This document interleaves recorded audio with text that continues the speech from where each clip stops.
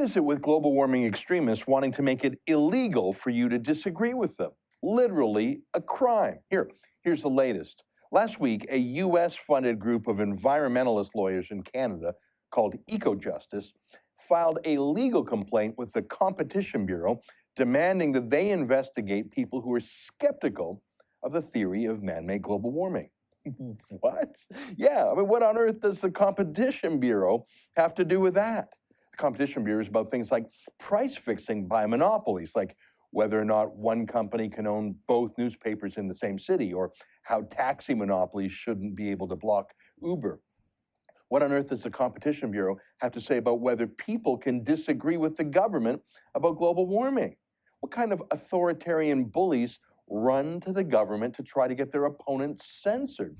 How weak is an argument that can't convince someone, so it runs to the state to censor them? And what's so gross about it is that Ecojustice takes foreign money to sue in Canada to make us less free, to destroy our freedom of speech here. But look at what they're going after. Take a look. This is the appendix to their official complaint. Some very homemade style billboards put up by a group called the Friends of Science. Just a few old-timers, mainly in Calgary, some engineers, some scientists, some professors. Really a ragtag group. I've met a few of them, good guys. Tiny budget, could use some help on their presentation. But they mustered a few $1,000s together to put up some billboards with some very simple messages like, the sun is the main driver of climate change. Well, that's obvious. I like that one. Climate change is influenced the most by you, or the sun, or that global warming has paused for 18 years. That's not just true, that's the official findings of the UN's own climate scientists. They call it a hiatus. Or their very last one here, climate change your mind. That's it, climate change your mind. That's what they're mad at. A few low budget, low production value signs. They're suing, actually they're not suing, there's nothing to sue over. They're demanding that the government investigate these people for daring to say, change your mind. Here, let me quote. Here's their first demand from their legal letter. That, quote, the commissioner must use his powers under the Competition Act to conduct a thorough, rigorous inquiry of denier groups and their climate science misrepresentations. Really, a rigorous government investigation into people because they have opinions about a political scientific debate. Are you serious? Well, that's just the first demand. Here's the second one, quote, first, either a finding of criminal guilt or reviewable conduct would demonstrate that climate science misrepresentations are contrary to law and harmful. Say what? A crime? The crime of having the wrong opinion. This isn't just that crackpot David Suzuki, who has no idea what he's talking about, who isn't a lawyer. He's always demanding that people be thrown in jail. Remember this? I've been saying for years that our politicians should be thrown in the slammer for willful blindness. But Suzuki's a crackpot, a doddering old fool. This letter is written by Ecojustice, a leftist law firm, a letter written by lawyers, signed by 6 prominent people, including professors and lawyers, calling for a criminal finding of guilt. Here, let me quote.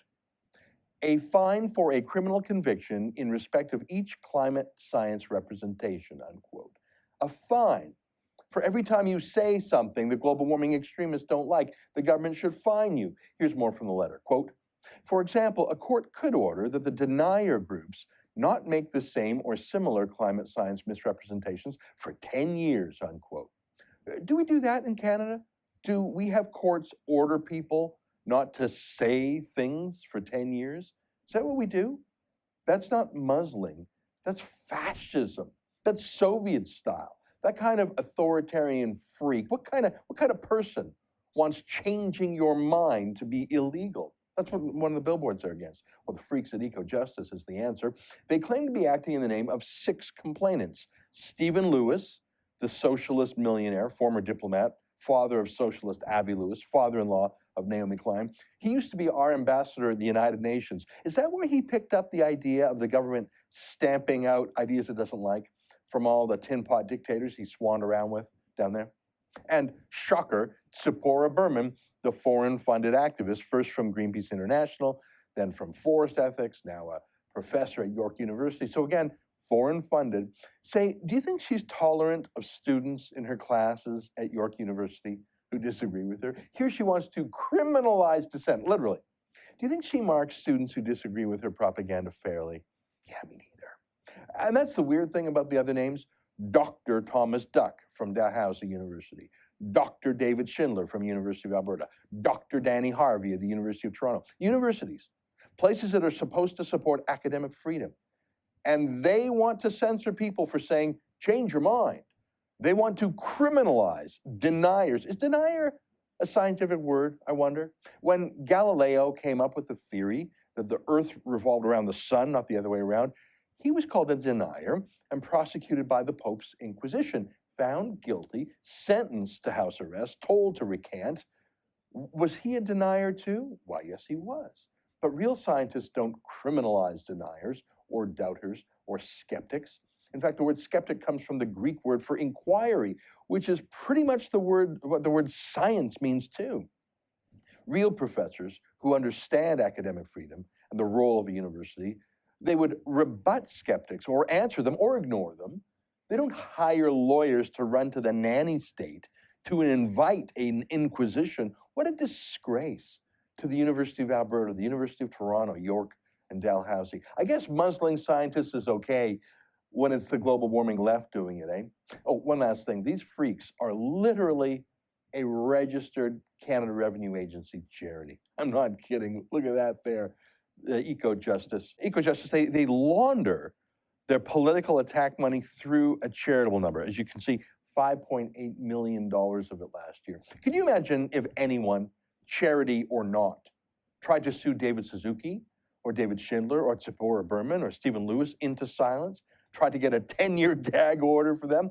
That outrageous lawsuit would lead the top of the news on the CBC. Fascism, Stalinism, anti-science, anti-freedom. But when the global warming left does it, using charitable status no less, silence from the media party. Do you know why? Because they agree. For TheRebel.media, I'm Ezra Levant.